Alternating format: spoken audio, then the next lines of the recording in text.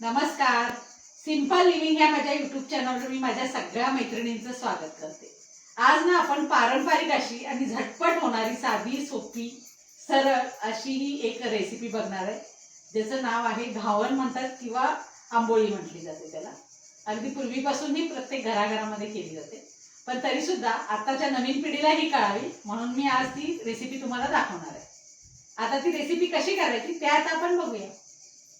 आंबोळीसाठी जे साहित्य लागणार आहे त्यामध्ये आहे ही तांदळाची पिठी, म्हणजे तांदळाचं पीठ आहे. त्यानंतर मीठ, भाजून बारीक केलेले जिऱ्याची पावडर आहे आणि थोडंसं हिंगाची पावडर. एवढंच साहित्य आपल्याला लागते. आणि ह्यामध्ये घालायसाठी मोजून ह्या वाटीनंच मी बरोबर 2 वाट्या पाणी घेतलेलं आहे. आणि जर लागलं आपल्याला तर आणखीन थोडं ह्यात वाढवता येईल. हे 1 वाटी मी तांदळाचं पीठ घेतलेलं आहे.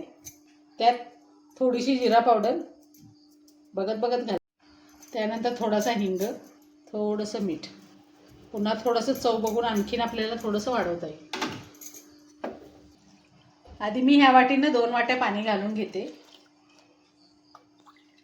आपण मिक्स करून बघूया.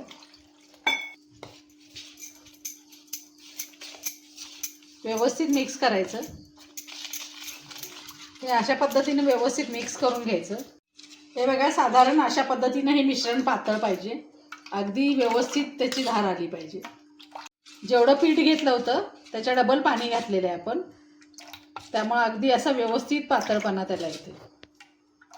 आता हे आपण करायला घेऊया घावन. आपला तवा तापलेला आहे. हे बघा, असं पाणी मारून घ्यायचं तव्यावर.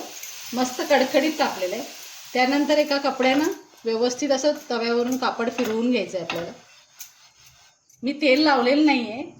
त्यानंतर हे पीठ जे आहे की नाही ते पुन्हा एकदा व्यवस्थित करून घ्यायचं. शक्यतो फुलपात्रच घ्या, छोटं का असे ना, त्यांना घालायला व्यवस्थित येते.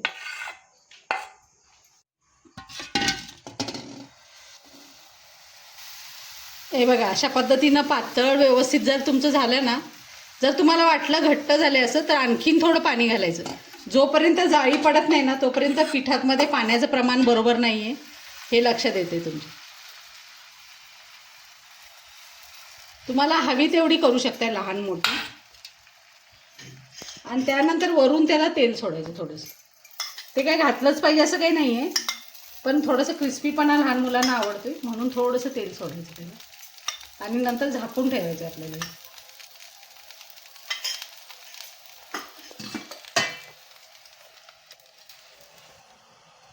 3-4 मिनटं झालेत आपल्याला आंबोळी घालून. आणि आता आपण बघा, हे सगळ्या कडा सुटलेल्या आहेत आपल्या व्यवस्थित. मस्त अशी खालून भाजली गेली. आणि आंबोळी ही एकाच साईडनं भाजायची असते, दोन्ही साईडनं अजिबात भाजायची नाही. अशा पद्धतीने ही आंबोळीची घडी झाली. ह्या अशा आंबोळ्या करून करून आपण टोपलीमध्ये थंड करायला ठेवायचे. एकीकडे आपल्या आंबोळ्या करायच्या चालू आहे. आता आंबोळी बरोबर खायला आपल्याला गुळवणी करायची.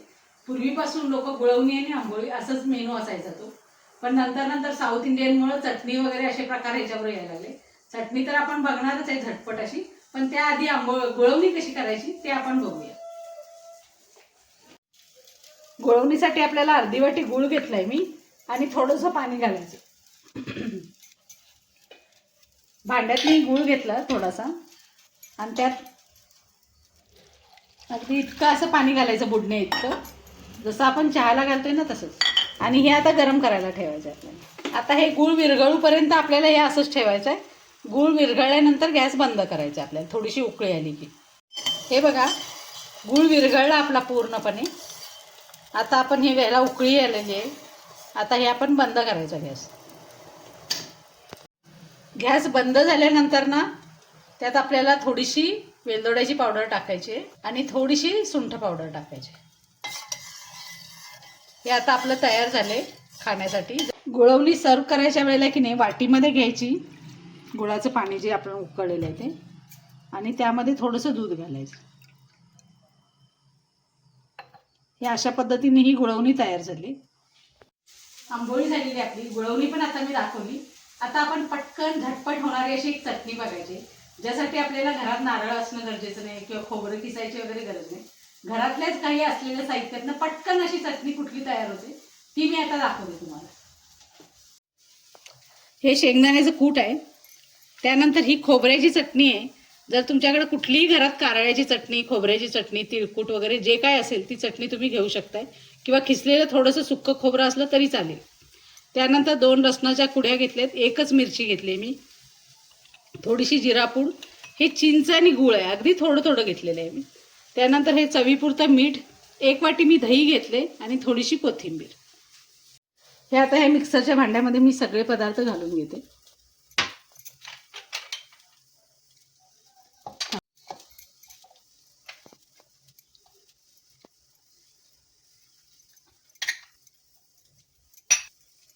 ही जिरापूड, त्यानंतर हे दही, चवीपुरतं मीठ घेतलंय मी. आता आपण हे मिक्सरला लावून घेऊया. हे बघा, ही आपली चटणी अशी मस्त तयार झाली आहे. कुठलंही खोबऱ्याचं नारळ वगैरे नसताना सुद्धा आपल्याला मस्त अशी ही चटणी तयार करता येते. आपल्या आंबोळ्या करून झाल्यात आणि ह्या थंड झाल्यानंतर मी तुम्हाला दाखवते की ह्या किती लुसलुशीत झालेल्या आहेत. अगदी हवी तशी घडी घालता येते आणि पुन्हा ती व्यवस्थित अशी हे करता येते. अगदी मऊ अशा झालेल्या आहेत. गुळवणी बरोबर किंवा चहा बरोबर, चटणी बरोबर, कशाबरोबरही तुम्हाला ही आंबोळी खाता येईल. अशा पद्धतीने आपल्या आंबोळ्या तयार झालेल्या आहेत. ह्याला साऊथमध्ये ना नीर डोसा पण म्हटलं जाते. नीर म्हणजे पाणी भरपूर पाणी घालून पिठाचा केलेला डोसा, म्हणून ह्याला नीर डोसा असंही म्हटलं जातं. तुम्ही पण अशा पद्धतीनं ट्राय करा आंबोळी करायचं आणि छान छान अशा कमेंट्स मला द्या. थँक्यू.